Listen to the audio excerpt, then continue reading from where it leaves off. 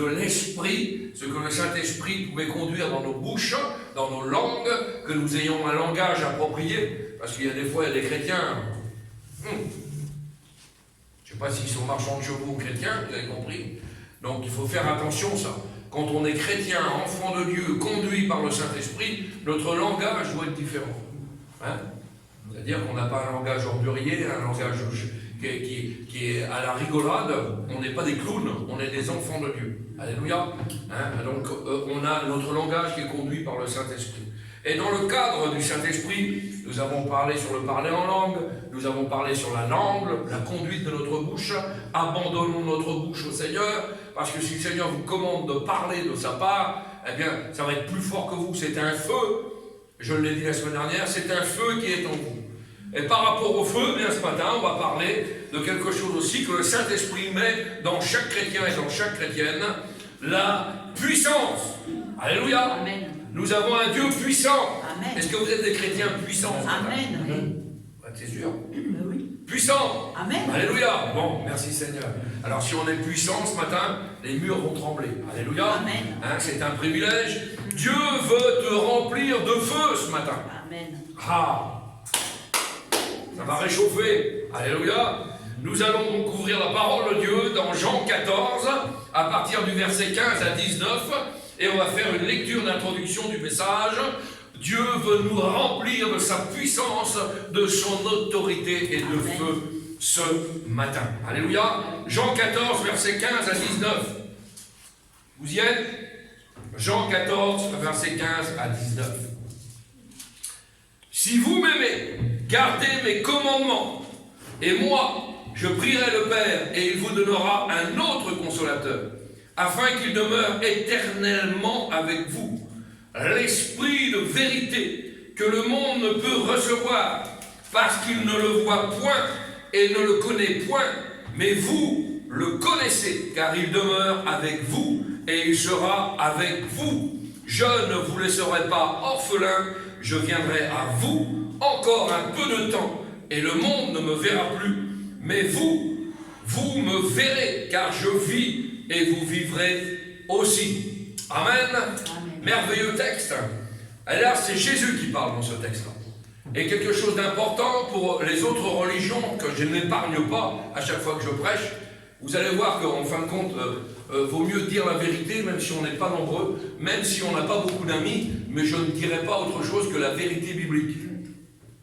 Et tout chrétien doit être mené dans cette ligne doctrinale. Jésus ici parle et il promet certaines choses dans ce verset. Nous avons ici, dans ces quelques versets, encore une fois de plus, une démonstration de la Trinité. Regardez au verset 16. Moi, c'est qui moi? C'est Jésus. Jésus parle. Je prierai le Père. Donc là, il y a Jésus qui priera le Père. Donc deux personnes différentes. D'accord? Donc le Père n'est pas Jésus. Il ne prie pas à lui. Il prie le Père. Et il vous donnera un autre consolateur. Qui est cet autre consolateur? Eh bien, nous avons là le Saint-Esprit. Donc, dans ce petit verset-là, nous avons encore un rappel du Père, du Fils et du Saint-Esprit. C'est important, hein, parce que certaines religions nient la Trinité. Ils sont aveugles. Laissez-moi vous dire qu'ils sont aveugles. La Bible nous en parle à plusieurs reprises. Jésus le Père et le Saint-Esprit. C'est un des exemples dans la parole qui nous prouve encore la Trinité. C'est l'égalité trinitaire, le Père, le Fils et le Saint-Esprit. Et je veux glorifier la puissance de mon Dieu ce matin. Alléluia. Est-ce que vous croyez qu'on sert un Dieu puissant? Amen. Vous savez, notre Dieu, c'est bon de le connaître, de mieux le connaître, car c'est un Dieu d'amour. Il m'a tellement aimé, il ne m'a pas aimé à moitié, hein, tellement aimé. Il aime beaucoup, il est rempli d'amour. Hein? La Bible dit dans ce verset que tout le monde connaît, Jean 3,16, car eh bien, il a tant aimé qu'il a donné son Fils unique, afin que quiconque croit ne périsse pas, mais qu'il ait la vie éternelle. Tout le monde connaît ce verset-là. Dieu est un Dieu d'amour, c'est un Dieu de compassion. Nous avons au travers de la parole la réalisation de son amour, sa compassion, sa miséricorde. Nous avons dans le livre des psaumes un psaume qui déclare à chaque verset, car sa miséricorde dure à toujours. dure à toujours. Et c'est répété et répété maintes fois. Sa miséricorde dure à toujours. Donc Dieu est un Dieu d'amour, c'est vrai, mais Dieu n'est pas passif et ne reste pas là-haut quelque part comme quelques-uns le pensent. Ah, il est là-haut le Seigneur, d'accord. Et puis il fait quoi? Non, non, on n'a pas un Dieu passif. On a un Dieu qui agit dans nos vies. Dieu est ici aussi sur la terre. Est-ce que vous le croyez ce matin? Et il est présent sur la terre. Dieu est un Dieu juste.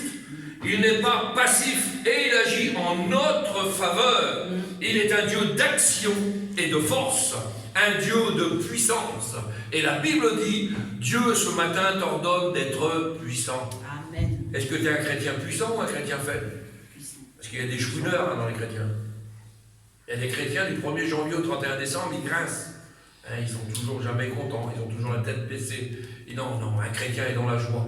Même s'il n'a rien, il est dans la joie, car il a tout en Jésus-Christ. Alléluia. Merveilleux ça, hein? Quand je visite, je vois des foyers où il n'y a pas grand-chose. Je vois des vrais chrétiens convertis, nés de nouveau, qui n'ont rien, mais qui sont dans la joie. Il y a une bouteille d'eau sur la table et un truc de pain comme ça. Ça m'est arrivé plein de fois. Et les gens sont loups Dieu. Il y en a d'autres qui arriveraient, ils diraient, moi, il n'y a rien à manger. Pas grave, on loue le Seigneur, on est heureux, on a Christ dans notre cœur. Et on compte sur sa présence, et on compte sur sa grâce particulière. C'est merveilleux ça. Il n'y a rien à voir et avoir tout. Et on peut tout avoir, au contraire, avoir des tonnes comme ça et rien avoir. Vous avez compris, hein? C'est compliqué ça, mais c'est très simple pour nous qui avons compris la grâce de Dieu dans nos vies. Ah oui. Et avant de remonter au ciel, Jésus a dit, tout pouvoir m'a été donné dans le ciel et sur la terre. Tout pouvoir, tout, T-O-U-T, tout. Donc, Jésus, il a toute la puissance. Toute la puissance est entre les mains de Jésus. Et l'apôtre Paul en parle merveilleusement bien dans l'épître aux Éphésiens. Et il va les encourager en écrivant dans Éphésiens chapitre 3. Or, celui qui peut faire par la puissance, qui agit en nous au-delà de tout ce que nous pensons, imaginons ou croyons. Amen. Au-delà. Alors on imagine que Dieu est puissant, on croit que Dieu est puissant, on pense que Dieu est puissant, eh ben ça va encore au-dessus de ça. C'est ce que nous dit la Bible. Hein. Il est encore plus puissant que nous imaginons, que nous pensons et que nous croyons. Amen. Nous avons un Dieu de toute autorité et de toute puissance. The power. On parle de puissance. Hein. Ouais, dans le monde, pour être quelqu'un, il faut être puissant. Puissant par l'argent, puissant par le physique, puissant par le mental, puissant par plein de choses. Ce n'est pas cette puissance-là qu'on parle ce matin. C'est une puissance infinie, le créateur de la puissance. La puissance même, l'amour même, qui dépasse toute intelligence humaine. Il est super puissant. Alléluia. Ah, notre Dieu est un Dieu qui nous dépasse. Il agit avec une mesure qui n'est pas la nôtre. Il agit puissamment, avec force, et à tous ceux qui l'ont reçu, regardez bien ce que dit la Bible, et à tous ceux qui l'ont reçu, il a donné le pouvoir. Nous ne sommes pas des chrétiens faibles. Un chrétien faible n'existe pas. Si on regarde la parole du Seigneur, nous avons le pouvoir. Et il nous a été donné à ceux qui avons cru, nous avons le pouvoir. Amen. Tu appartiens à Dieu, tu as le pouvoir. Le pouvoir, merveilleux. Hein, on veut du pouvoir dans le monde, mais on l'a en Christ. Et Christ va nous qualifier avec ce pouvoir. C'est merveilleux. Ah oui, à tous ceux qui l'ont reçu, il a donné le pouvoir de devenir enfants de Dieu. Merveilleux. Nous n'étions pas des enfants de Dieu auparavant, mais simplement des créatures de Dieu. Deux différences. Mais nous sommes devenus enfants de Dieu. Pourquoi? Parce qu'un jour, le sang rouge de Jésus a coulé sur la croix, et nous avons cru dans cette purification, et nous nous sommes repentis, et nous sommes devenus des enfants de Dieu. C'est un pouvoir qui nous a été accordé, merveilleux. Nous ne sommes pas nés de la chair, nés de la volonté de l'homme. C'est une nouvelle naissance. C'est opéré miraculeusement par la puissance de notre Dieu. C'est ça, la nouvelle naissance. La métanoïa en grec. Nouvelle naissance, métanoïa, ça veut dire abandonner. Nous avons crucifié la chair à la croix. Trop de chrétiens marchent encore avec leur chair. Quand on leur pile sur le pied, ils vous foutent une baffe. C'est pas un chrétien, ça. Je vous le dis, moi. C'est pas comme ça que ça fonctionne. si on est né de nouveau, qu'on a crucifié la chair, on ne pratique plus ce qu'on pratiquait avant. Nous avons compris la doctrine biblique. Nous sommes des nouvelles créatures. Quand vous passez, quand vous vous engagez par les cours du baptême, vous êtes des nouvelles créatures. Si, quand vous sortez de l'eau, vous êtes la même créature qu'avant de rentrer dans l'eau, vous n'êtes pas converti. C'est du factice, c'est du faux. Et aujourd'hui, beaucoup trop de chrétiens, beaucoup trop de pasteurs, ils prient dans le péché, ils louent dans le péché, ils chantent dans le péché, ils prêchent dans le péché. C'est pas des chrétiens. Ils sont même pas convertis. Ils n'ont même pas rencontré la puissance de Dieu. Parce que s'ils avaient rentré la puissance de Dieu dans leur vie, alors ils auraient transformé. On ne parle pas de perfection, mais on n'est plus comme on était avant. Les choses qu'on pratiquait avant n'existent plus. C'est de l'hypocrisie, ceux qui font ça. Et nous ne sommes pas des hypocrites, nous sommes des chrétiens vrais, sincères, avec nos défauts et nos qualités, mais néanmoins nous marchons selon la doctrine biblique. Alléluia! Merveilleux, hein? On ne peut pas se permettre n'importe quoi, comprenez? Nous ne sommes pas nés de la chair, nés de la volonté de l'homme, c'est une nouvelle naissance qui est opérée miraculeusement par la puissance de notre Dieu. Non seulement il nous a donné le pouvoir de devenir enfants de Dieu, mais ensuite, dans cette marche chrétienne, jusqu'au jour où nous le verrons, le Seigneur nous a donné le pouvoir de marcher sur les serpents et les scorpions. On n'est pas n'importe qui, hein. On a le pouvoir de marcher sur les serpents et les scorpions. Tout pouvoir est entre les mains du Seigneur, et nous avons le pouvoir sur Satan et ses démons. C'est beau ça, hein? Ah oui. Et toutes les puissances diaboliques et les puissances des ténèbres, il faut reconnaître le pouvoir, la puissance, l'autorité que nous avons reçue en Jésus-Christ. Question, vous la posez à vous-même. C'est quand la dernière fois quand vous avez chassé les démons? Chez vous. Quand vous avez été attaqué par Satan.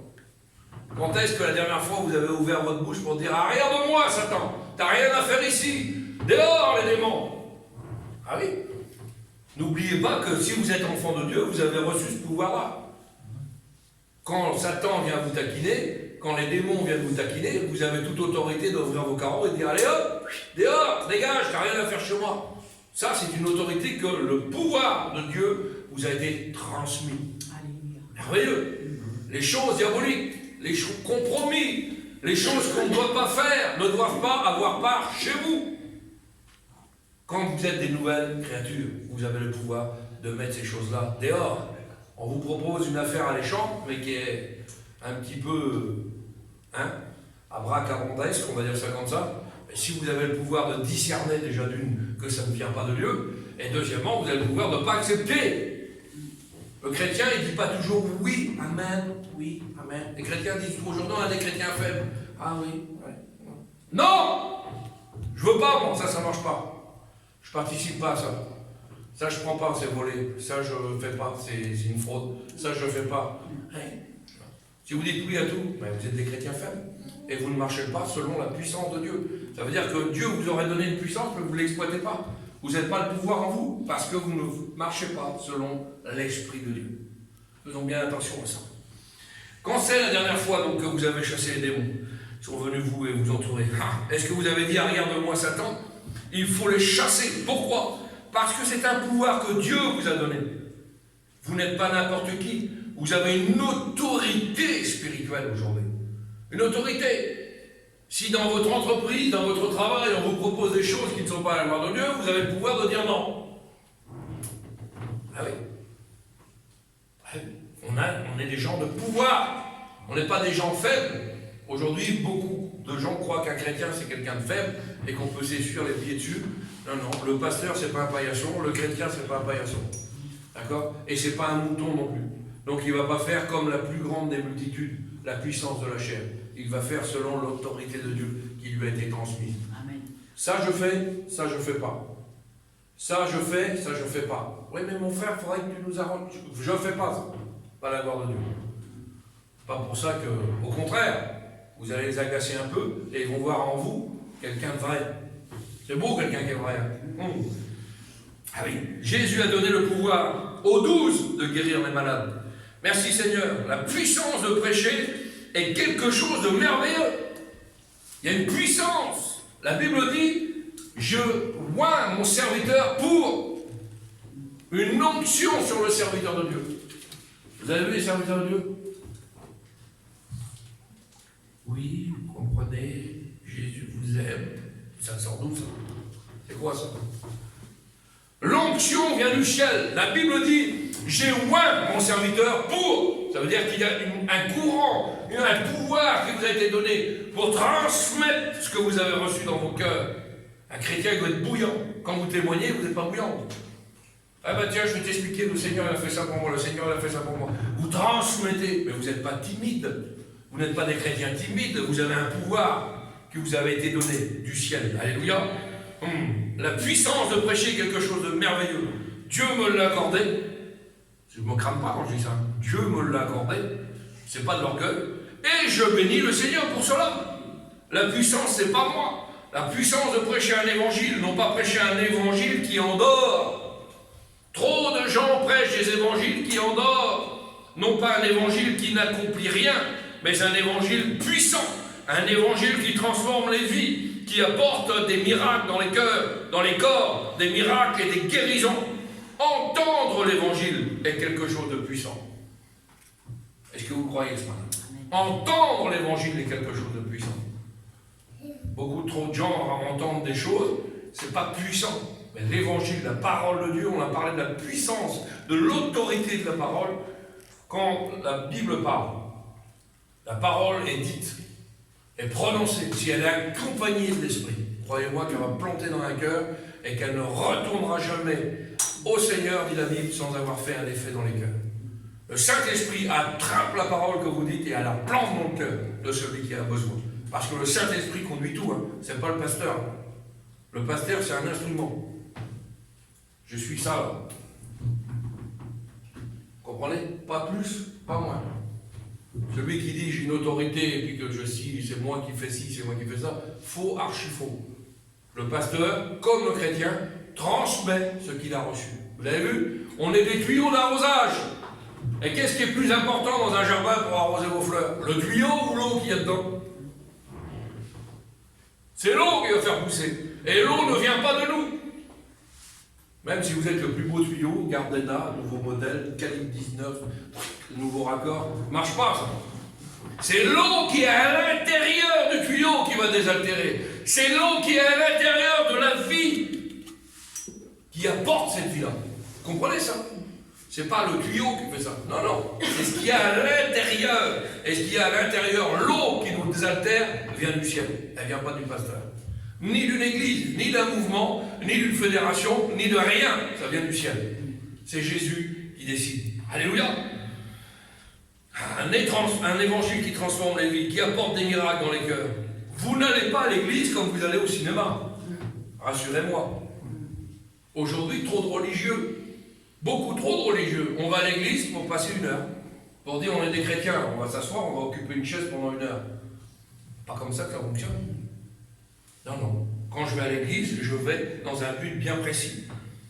Vous venez à l'église et vous entendez quelque chose de puissant. La parole de Dieu. Et il se passe quelque chose qui transforme votre cœur. Pourquoi? Eh bien, on le voit tout le temps. Il y a des gens qui arrivent ici avec plein de tristesse, plein d'angoisse, plein de problèmes, et ils repartent avec la joie, la paix dans leur cœur. Quelque chose de nouveau. On ne sait pas d'où ça vient, mais c'est nouveau. Ça nous fait du bien. Et entre les deux stades, tristesse, joie, qu'est-ce qui s'est passé? Ils ont juste entendu la puissance de l'évangile. Imaginez la puissance de l'évangile. C'est important ça. On oublie de le dire ça. Aujourd'hui, il y a trop de timidité dans les églises. Quand je vais dans les pastorales, des fois, même je parle pour des pasteurs, moi, ça dort. Vous le dites, ça dort. Il faut les réveiller un peu. D'accord? Parce qu'ils sont là, non, non, non. La puissance de l'évangile. La puissance de la parole. Ah oui. La puissance de la parole a été capable de chasser les ténèbres et d'essuyer leurs pleurs, pardonner leurs péchés. La puissance de l'évangile est formidable.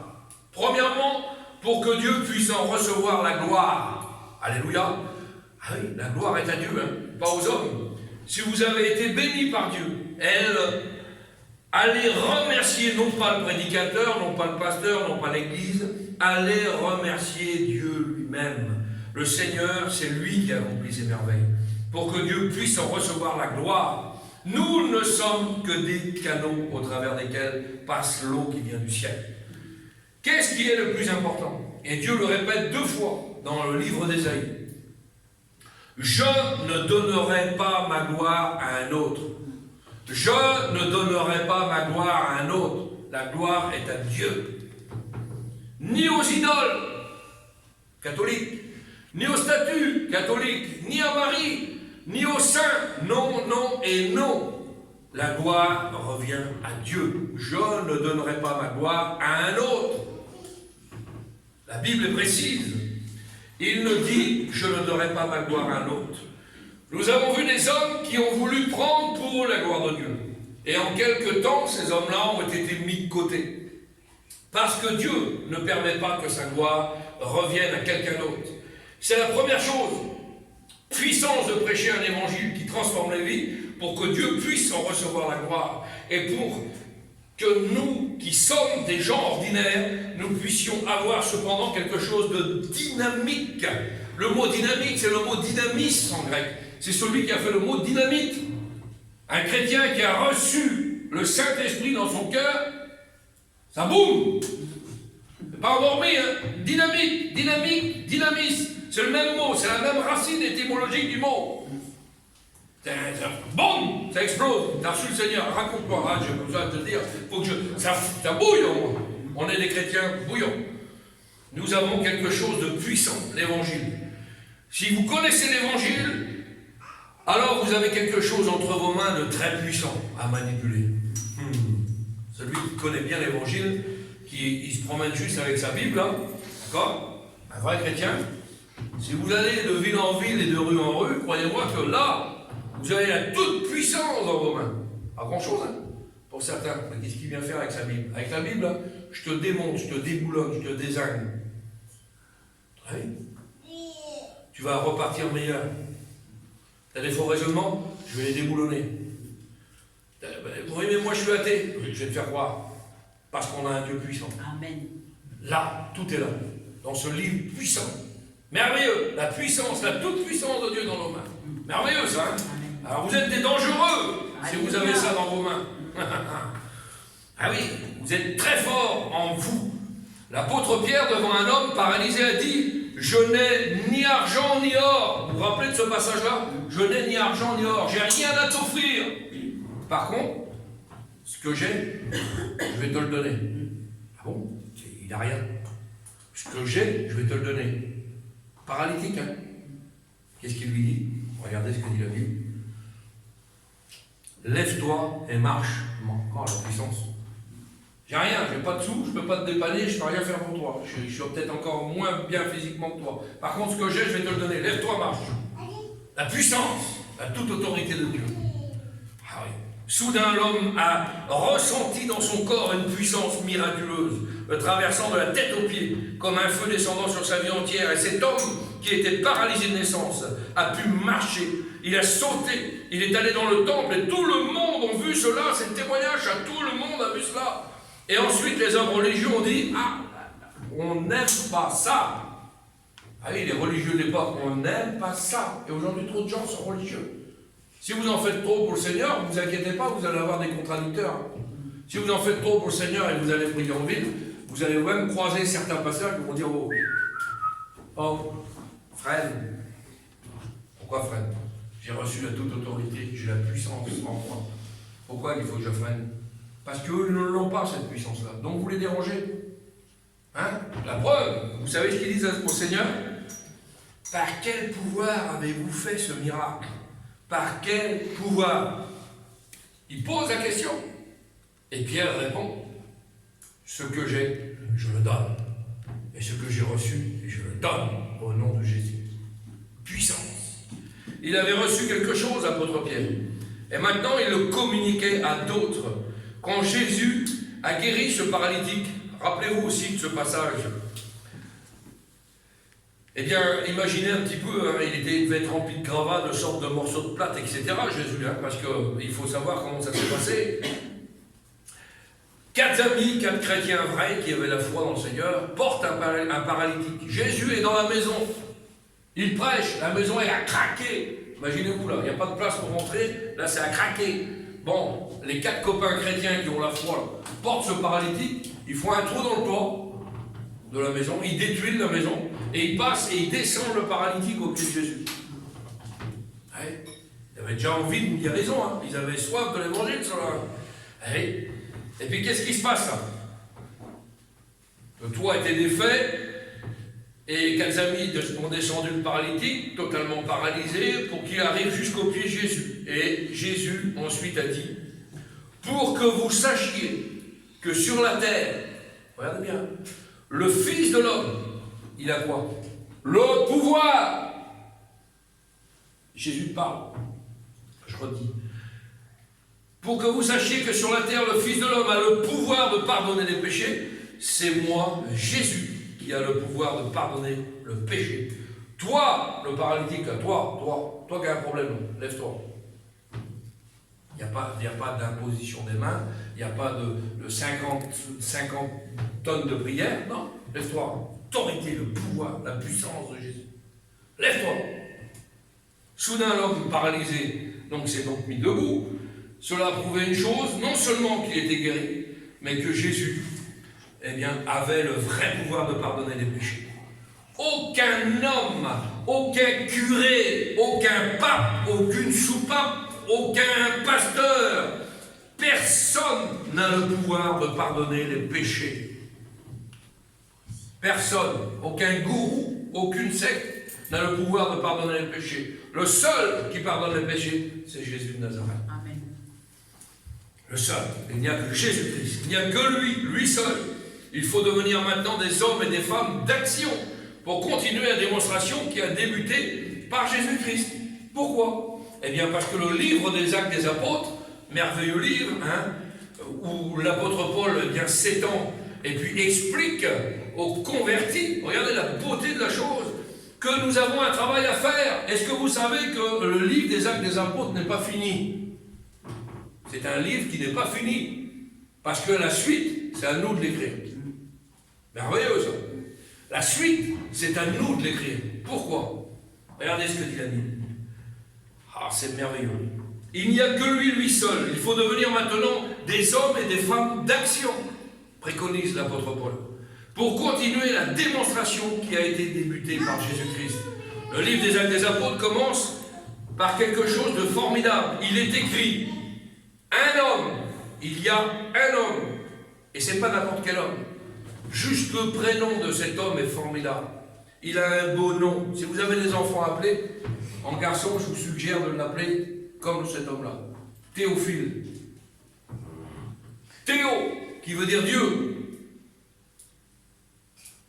En grec. Théo, c'est Dieu. C'est merveilleux ça.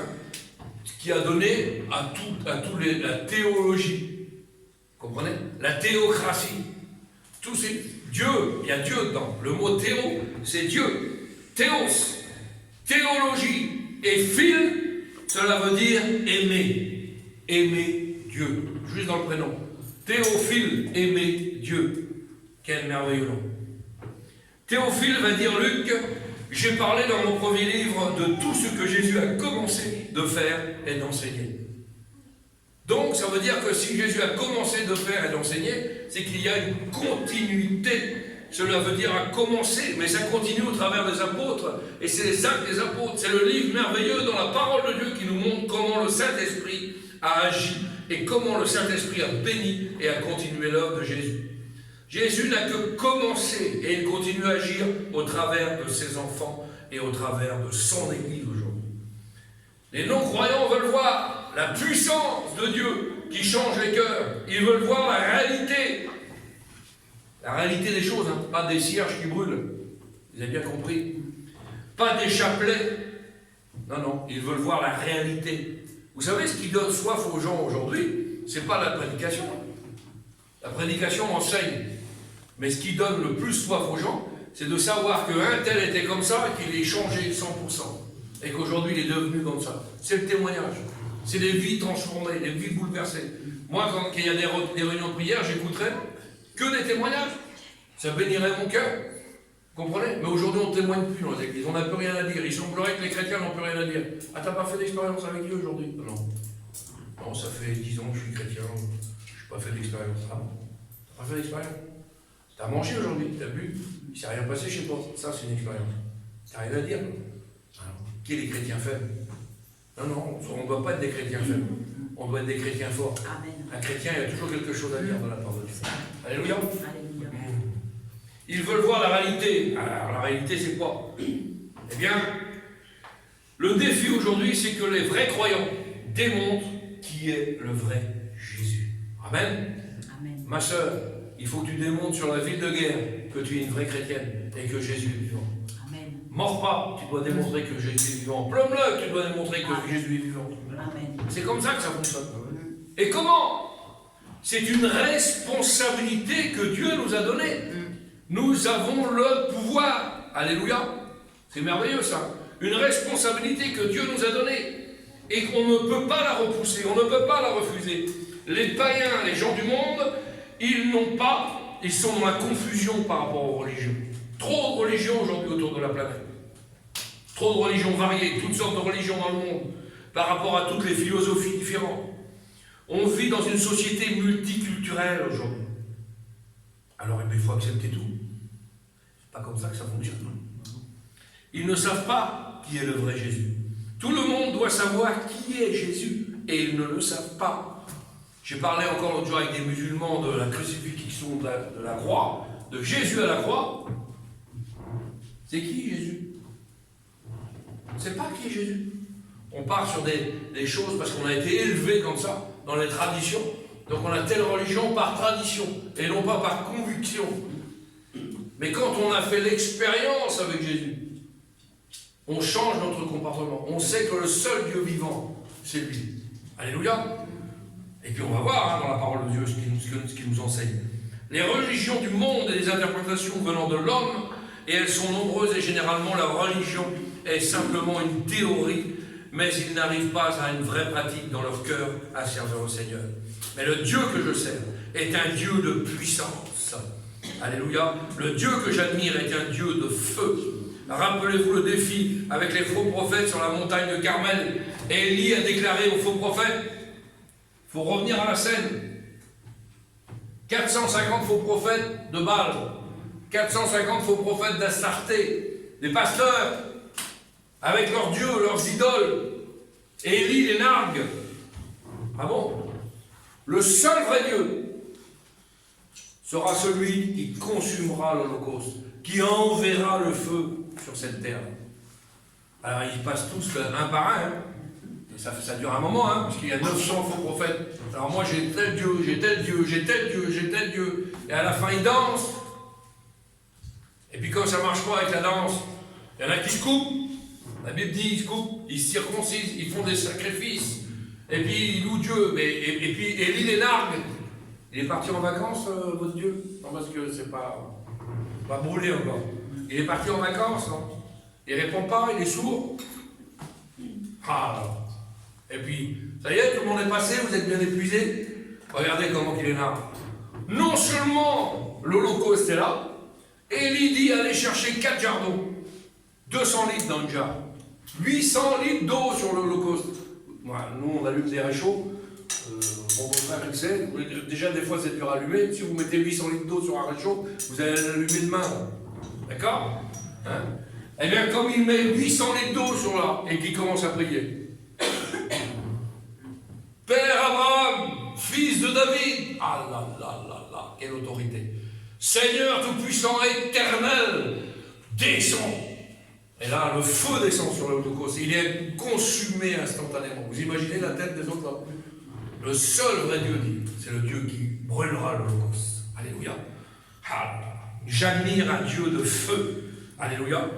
Élie se moquait, oui. C'est l'Éternel qui est Dieu, le Dieu qui répond par le feu est le véritable Dieu. Si tu as le véritable Dieu dans ton cœur ce matin, si nous sommes des vrais chrétiens, il doit donc y avoir une flamme quelque part. Tu as une flamme dans ton cœur. Un chrétien, tu as la flamme dans ton cœur. C'est obligatoire. Alléluia. Il nous demande d'agir, il nous demande d'obéir pour que d'autres puissent arriver à connaître ce vrai Dieu.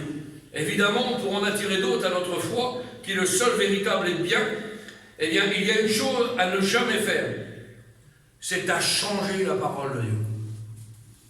Beaucoup de gens, pour attirer certaines personnes, changent un petit peu, modulent la parole du Seigneur. Jamais ne faites ça. Jamais. Prenez la Bible dans son intégralité. Ah oui, l'intro qui modifie ça. On ne dilue pas la parole de Dieu. Il y en a qui veulent diluer. Et on triche là. On dilue. Il n'y a pas assez de peinture, on va mettre un peu de white. Ça fait plus de peinture. C'est pas comme ça. On ne dilue pas la parole du Seigneur. Il ne faut jamais diluer cette parole. Nous ne cherchons pas à plaire aux gens. Vous cherchez à plaire aux gens, vous? Moi, ça ne m'intéresse même pas. Je vous le dis. Hein. Alors, rien à faire. Hein? Nous disons la vérité. Qu'elle soit aimée, qu'elle soit haïe, qu'on lui crache dessus, c'est pas grave. Ça n'a aucune importance. Il faut que nous disions ce qui est vrai. Pourquoi? Parce que beaucoup aujourd'hui de gens ont peur. Ils sont comme la Bible. Vous savez comment elle s'appelle, les serviteurs de Dieu qui ne sont pas capables de dire ça? La Bible en parle. On a prêché sur, vous vous rappelez de la prédication, pleurez pour vos bergers. Certains serviteurs, ils ne veulent brusquer personne, ils ne veulent offenser personne, donc ils prennent tout comme ça. Vous savez comment la Bible les nomme? Elle nomme des chiens incapables d'aboyer. La Bible dit, ce sont des pasteurs qui n'ont pas la force de parler, parce qu'ils sont tellement compromis avec le péché qu'on ne va pas parler là-dessus, hein. Vous comprenez ça? Donc, la Bible les nomme des chiens incapables d'aboyer. Il y a un danger, vous avez vu un chien? Vous allez un peu en campagne, il y a des chiens de ferme qui sont nerveux des fois, hein, quand vous arrivez, ça jappe dur. Mais si le chien il est gavé de nourriture, est-ce que vous comprenez l'image? Il est gavé, il est bourré, il est craqué, il a du diabète, il fait 200 kilos le chien. Et quand il vous voit arriver là, il ouvre un œil, il dort. Ah, trop de pasteurs sont comme ça aujourd'hui. Ils dorment, ils sont dans le confort spirituel, ils dorment, alors ils dorment, ils sont là. Il y a un danger qui arrive, l'église est en danger. Oh, on verra ça plus tard. Chien, muet, incapable d'aboyer, dit la Bible. Faire attention à ça. Ouais. Vous êtes en danger, ceux qui ne sont pas avec eux sont en danger. Et j'ai l'obligation dans mon cœur de vous dire que vous êtes en danger. Ça vous plaît ou ça ne vous plaît pas, vous le prenez ou vous ne le prenez pas, mais vous êtes en danger. Le danger pour les inconvertis, c'est l'enfer. Qu'est-ce que vous voulez que je vous dise? Maintenant, si vous donnez votre cœur à Dieu, c'est entre vous et Dieu. Pas de jugement non plus. Vous comprenez ça? Mais je suis néanmoins obligé de vous avertir du danger qui vous menace. Vous avertissez pas vos enfants quand vous avez un danger chez vous. Attention mon fils là, enfin pas là, ça brûle. Si votre enfant n'écoute pas, il va se brûler la main, une fois. Vous y avez dit. Après vous essayez d'avertir, de baliser le danger. Mais aujourd'hui, trop de gens, vite à vite. Tu vas tomber dans un trou. Bah, j'ai oublié de dire. Il est mort. Vous comprenez ça? Non, non, c'est pas comme ça que ça fonctionne. Je suis obligé. Ah Seigneur. La Bible déclare, si quelqu'un ne croit pas en moi, a dit Jésus, la colère de Dieu est sur lui. Si quelqu'un ne croit pas en moi, la colère de Dieu est sur lui. Vous trouverez ça dans l'évangile de Jean, chapitre 3. Alors, il ne faut pas diluer la parole du Seigneur. Aujourd'hui, certains milieux montrent aux gens qu'il n'y a pas de problème. Vous êtes tous gentils, les chrétiens. Vous êtes tous chocolats. Il n'y a pas de problème. Vous êtes là, vous êtes assis dans une église. Tout le monde est beau, tout le monde est merveilleux. Et puis, il n'y a pas de problème. C'est doux. Hein? C'est un petit sourire. On ne dévoile pas le péché. Le poison n'est pas montré. Le péché, c'est du poison. Si vous ne vous montrez pas qu'il y a du poison, et quel serviteur vous êtes? Attention, ça, tu vas t'empoisonner avec ça. Je suis obligé de le dire. Mais aujourd'hui, on ne le montre pas. On ne le montre pas. On dit qu'il n'y a même pas d'antidote. Tout va aller bien jusqu'à l'éternité, tu verras. On ira au ciel, c'est la grâce. Le canapé de la grâce. Tout le monde va aller au ciel. Ah bon? C'est Michel Polnareff qui chantait ça. C'est pas un pasteur.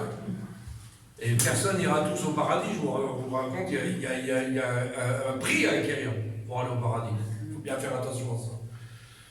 On a besoin d'autre chose. Il nous faut un évangile non dilué. L'évangile que Paul prêchait. Paul prêchait l'évangile non dilué. Qu'est-ce que dit la Bible? Paul dit, nous ne falsifions pas la parole de Dieu. Pourquoi dit-il ne nous falsifions pas la parole de Dieu? Parce que la parole de Dieu peut être falsifiée facilement. On ne peut pas dire la vérité tout en disant la vérité. Je m'explique. On peut dire une partie de la vérité en cachant l'autre partie de la vérité. On ne doit rien cacher. La Bible dit prêcher la Bible dans son entièreté sans rien cacher. Telle action, réaction. Telle action, réaction. Tu fais comme ça, il va t'arriver ça. Tu fais comme ça, il va t'arriver ça. Après, c'est entre tes mains. Mais je t'ai averti du danger. Mais aujourd'hui, t'as fait, c'est pas grave. C'est pour ça qu'aujourd'hui, on a des pasteurs qui sont divorcés, remariés, redivorcés, remariés, remariés. Et on prêche l'évangile, on s'arrange de tout. Dans les foyers, dans les églises. L'autre, il a sa première femme, sa deuxième femme, sa troisième femme, tout est bien. Prends la Sainte Seine, vas-y, prends un morceau de pain et le vin. Tu vas t'étrangler, mon cousin, c'est pas comme ça que ça marche. Non, il faut être droit dans la parole du Seigneur. On ne peut pas, ça ne fonctionne pas. Ça ne fonctionne pas. Et aujourd'hui, vu que l'évangile est dilué, alors on étire l'écriture pour en faire un prétexte. On sort des versets de la Bible, on fait un bouclier, on se cache derrière. Ouais, mais t'as vu le verset là, il dit ça. Ouais, mais tu l'as sorti de son contexte. Parce que je vais te dire la page entière, moi, et tu vas voir que le verset là, il va te faire plus de mal que de bien. Il faut bien faire attention à ça. Et aujourd'hui, on dit qu'on est au service de Dieu. Dis donc. Important ça. Hein. Paul dit, ne nous falsifions pas la parole de Dieu, comme font plusieurs, dit Paul, hein. Mais avec sincérité, honnêteté, loyauté, mais c'est de la part de Dieu que nous parlons devant Dieu. Alléluia. Paul va un peu plus loin dire dans 2 Corinthiens 4, verset 1, c'est pourquoi, ayant ce ministère, nous ne perdons pas courage et nous n'avons pas une conduite astucieuse. Vous vous rendez compte que la Bible parle déjà de ministère avec des conduites astucieuses? Vous ne connaissez pas de serviteur de Dieu astucieux? Moi, j'en ai connu plein. Ça veut dire quoi, astucieux? C'est pas terrible, hein? Une conduite rusée pour berner les gens. On peut berner des milliers de personnes à cause de pouvoir que Dieu a donné à ceux qui prêchent la parole de Dieu. C'est pour cela que vous devez savoir devant qui vous vous tenez, où vous allez. Vous avez une responsabilité, hein? Si demain, regardez, je vous le dis, si demain je ne suis pas doctrinal, vous avez tout à fait le droit de partir de l'église. Je n'ai rien à vous reprocher. Ah oui. Si demain, mon ministère n'est pas la gloire de Dieu, porte est ouverte. Vous comprenez? Mais aujourd'hui, on ne dit rien. On veut plaire à tout le monde. Ah, c'est plein, ça a craqué. Il y a 200 personnes. 200 chaises vides, 200 cœurs vides, 200 âmes vides. Parce qu'on suit comme des moutons de panurge, le plus grand nombre. Mais on n'est pas convertis. On va chanter. Ah, on s'est passé 1 heure, c'était une heure. Il a prêché sur quoi, le pasteur? De toute façon, c'est facile à comprendre. Quand vous sortez de l'assemblée, il a prêché sur quoi?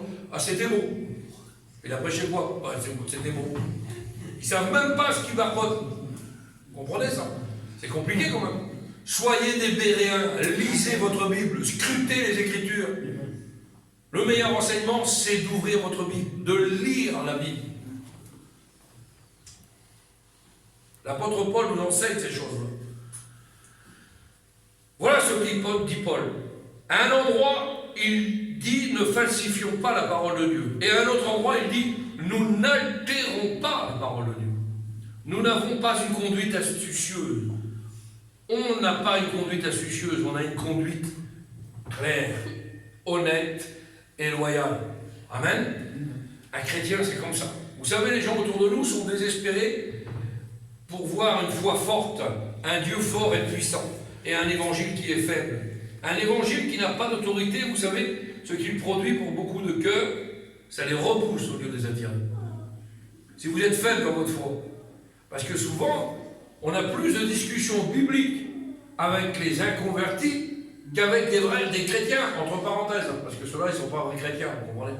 Parce que des chrétiens, vous avez parlé de tout et de tout, mais pas de Dieu. Certains. Elle est où la conversion? Par contre, vous allez avoir des inconvertis qui vont vous poser plein de questions. Mais si vous ne savez pas quoi répondre, si vous avez une langue embarrassée, une bouche embarrassée, ben, je ne sais pas. Raconte-nous comment tu as rencontré le Seigneur, vas-y, donne-nous soif, fais-nous. Hein? Ben oui.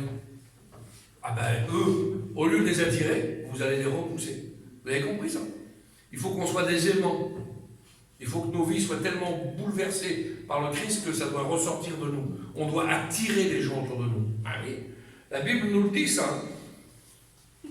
Ceux que nous devrions gagner à Jésus, il nous faut un évangile fort. Vous savez, les jeunes autour de nous, je m'occupais beaucoup de la jeunesse, ils ne cherchent pas un évangile faible. Hein. Aujourd'hui, un jeune, dans la société où on vit, il ne va pas se contenter d'une petite fable ou d'une petite comptine. Il faut quelque chose qui soit puissant, puisqu'on est dans l'action aujourd'hui. Les jeunes aiment l'action, ils aiment les choses puissantes, les films puissants, ils aiment la musique puissante, ils aiment les choses qui boum, boum. Vous avez vu? Il faut que ça percute. Mais si vous arrivez, vous, avec un petit évangile, la fable de La Fontaine, le jeune, il va zapper carrément. Mais si vous arrivez et vous dites, j'ai un Dieu puissant, un Dieu qui a fait ci, il est capable de faire ça, ils vont vous dire, ah, c'est un héros, ce Dieu-là. On va être attiré par ça, parce qu'on sait qu'il y a des bouleversements dans les vies, dans les cœurs.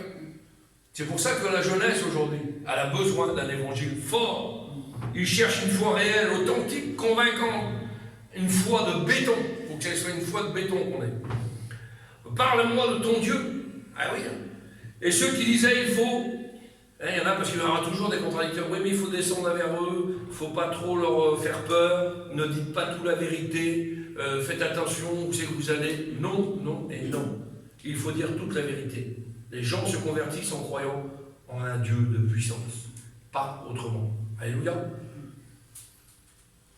C'est beau de croire à la lumière lorsque tout est nuit. Hein? Non?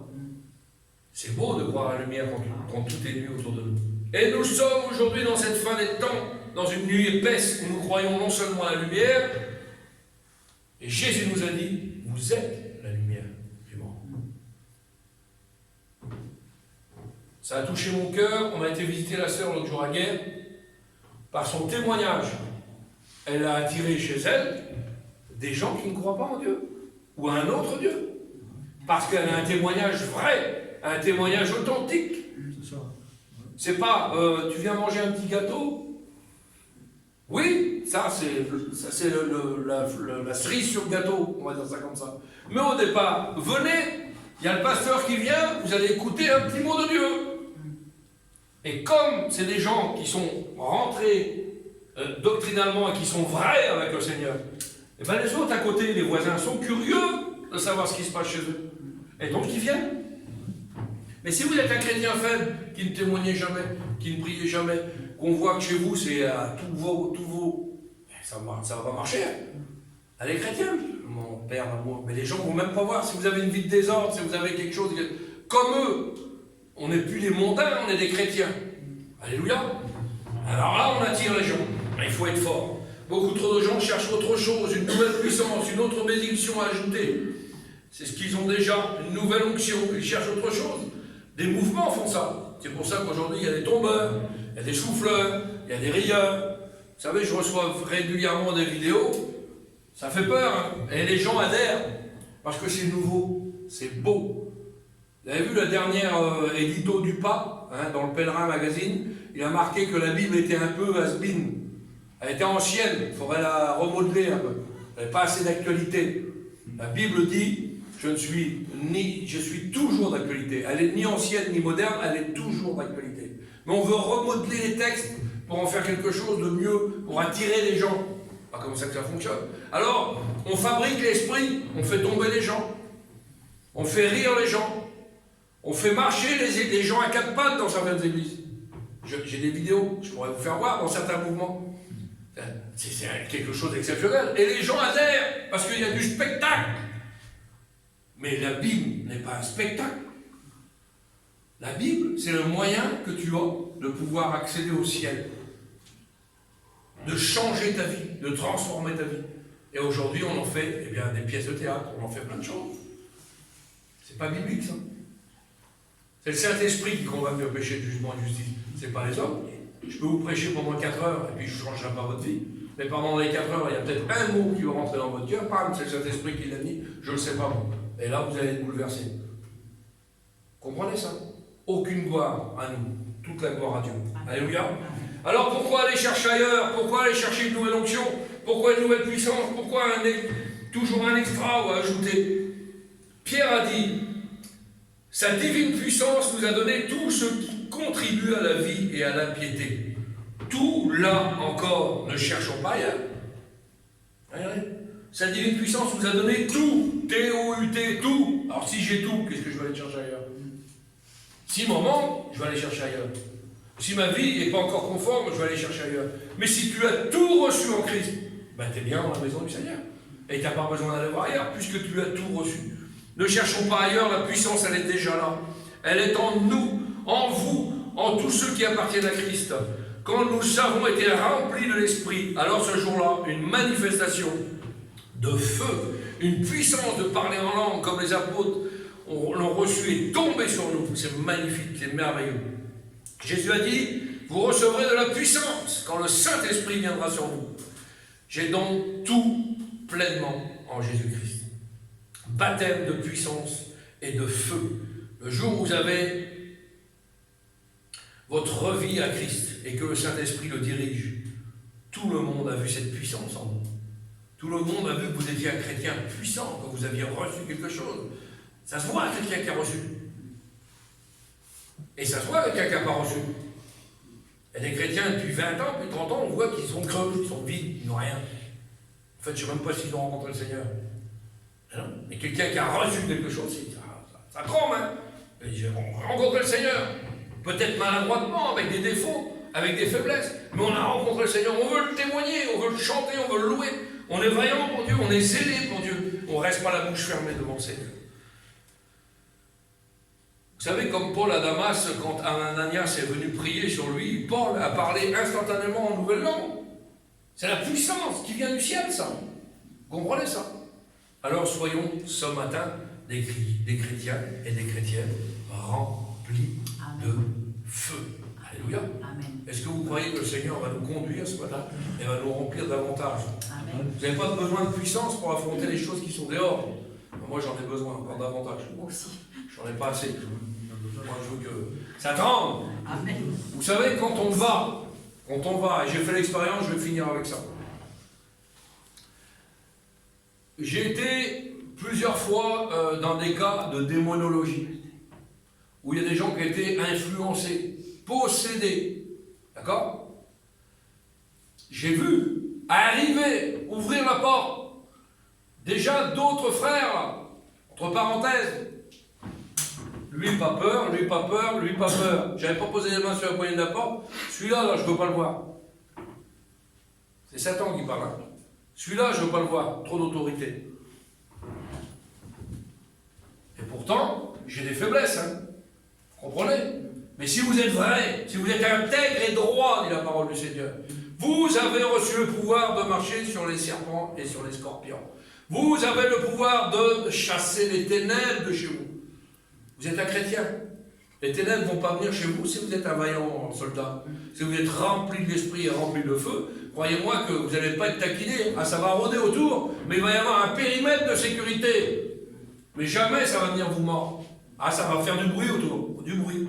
Ah, vous allez avoir des tracas par vos familles, vos enfants, ce que vous voulez. Mais ça va rester dans un périmètre de sécurité. Mais si vous êtes un peu hésitant, si vous êtes un chrétien chancelant, ben l'ennemi ne va pas avoir de problème à s'infiltrer chez vous. Mais si vous êtes vrai, il n'y a pas de place pour l'ennemi. Et l'ennemi sait le reconnaître. Les deux fils de Céphas, quand ils ont été voulu chasser les démons sur le chemin, vous vous rappelez ce passage de la Bible là? Nous venons, ils ont voulu jouer les serviteurs de Dieu en quelques mots, ils ont voulu jouer les pasteurs. Mais, jouer les pasteurs, on ne joue pas à être pasteur. On est pasteur, on est appelé de Dieu ou on va se coucher. C'est simple. Ils sont venus sur le chemin. Ils ont dit, nous venons au nom de Jésus que l'apôtre Paul prêche. Qu'est-ce qu'ils ont répondu les démons dans la Bible? Jésus, on connaît. L'apôtre Paul, on connaît. Mais vous, là, vous êtes qui? La Bible dit, ils ont pris une volée monumentale, et au respect que je vous dois, ils se sont fait jeter sur le bord du chemin, tout nu, tout cru. On ne joue pas à être serviteur de Dieu. On ne joue pas à être chrétien. Trop dangereux. Alors à ce moment-là, soyez des bons païens. Mais ne soyez pas des mauvais chrétiens. Vous comprenez ça? Soit on est chrétien, né de nouveau, on est ancré dans la doctrine biblique, on est vrai. Et quand on est vrai avec le Seigneur, le ciel s'ouvre. Et alors on obtient le résultat. Mais si on est des chrétiens d'imitation, de falsification, vous n'allez pas aller loin. Et la chute sera encore plus dure que si vous ne connaissiez pas Dieu. La Bible dit, malheur à celui qui tombe entre les mains du Dieu vivant. Ça veut dire ce que ça veut dire, ça. Nous avons un Dieu d'ordre, un Dieu d'autorité, non pas un Dieu de désordre. Moi, je ne comprends pas, je suis toujours en problème, il m'arrive que des problèmes chez moi. Oui, mais ta vie chrétienne n'est pas la gloire de Dieu. Alors l'autre est malade, l'autre il a fait un accident, l'autre il a fait ci. Mais que ça, sans arrêt. Mais on ne se remet jamais en cause. Seigneur, je ne comprends pas. Et au contraire, on va encore plus loin. On dit, bah, si peut-être ta volonté de Dieu, alors si je suis persécuté. Ah oui, moi j'ai écouté des gens comme ça. On a plein de persécutions, c'est que je suis à la gloire de Dieu. C'est pas ces persécutions-là. Hein. La Bible dit que si vous servez Dieu, votre foyer, votre famille va être bénie. Je te protégerai, toi et toute ta famille, dit la Bible. Alors pourquoi il arrive des problèmes aux autres? Parce que ta vie chrétienne, ça ne marche pas. Parce que tu fais semblant, parce que tu n'es pas vrai. Alors à ce moment-là, tu as la solution. Repends-toi, reviens à la croix, demande pardon au Seigneur, crucifie la chair à la croix, et tu repartiras sur un chemin nouveau. Mais quand on est trop orgueilleux pour faire ça, on se reste comme ça, puis on se gargarise dans les choses de Dieu, et on fait semblant. Alors on chante, je vous le dis, dans le péché, on loue dans le péché, on prêche dans le péché. Hypocrisie. Dieu a horreur des hypocrites. Vous croyez que Dieu n'est pas capable de lire dans les cœurs? Un hypocrite, il ne va pas aller bien loin. Il n'y aura pas d'hypocrite dans le ciel. Je vous le dis, il n'y aura pas d'impudique dans le ciel. Il n'y aura pas de choses qui ne sont pas la gloire de Dieu dans le ciel. Si votre conduite n'est pas droite avec Dieu, ben vous avez perdu 20 ans de votre vie à faire semblant. Non. La puissance, l'autorité de Dieu doit descendre dans vos vies et doit faire de vous des vrais disciples de Dieu. Et si vous êtes des vrais disciples, avec plein de problèmes, hein, je ne parle pas de perfection. Ben oui, mais il faudrait que j'arrange ça parce qu'il faudrait que je pardonne l'autre. T'inquiète pas, t'occupe pas de ça, le Seigneur va le faire. T'as pas la capacité de le faire. Oui, mais il me reste encore ça à faire. T'inquiète pas, le Seigneur va le faire. Ben j'ai la petite cigarette, le Seigneur va le faire. Petit à petit, ça va se faire. On ne naît pas chrétien, on le devient. Donc il y a plein de choses que vous n'avez pas la capacité d'arranger votre vie. Sinon, il y a longtemps qu'on l'aurait fait. Est-ce que vous comprenez ce que je veux dire? Si j'avais la capacité d'être gentil, beau et puis ressembler à Brad Pitt, il y a longtemps que j'aurais pris le truc, vous comprenez? Mais c'est pas comme ça que ça marche. C'est pas comme ça que ça marche. Il faut laisser faire le Seigneur dans nos vies, agir, et le Saint-Esprit nous conduira dans toutes choses. Alléluia. On prie le Seigneur. Seigneur, nous voulons te bénir, te rendre grâce.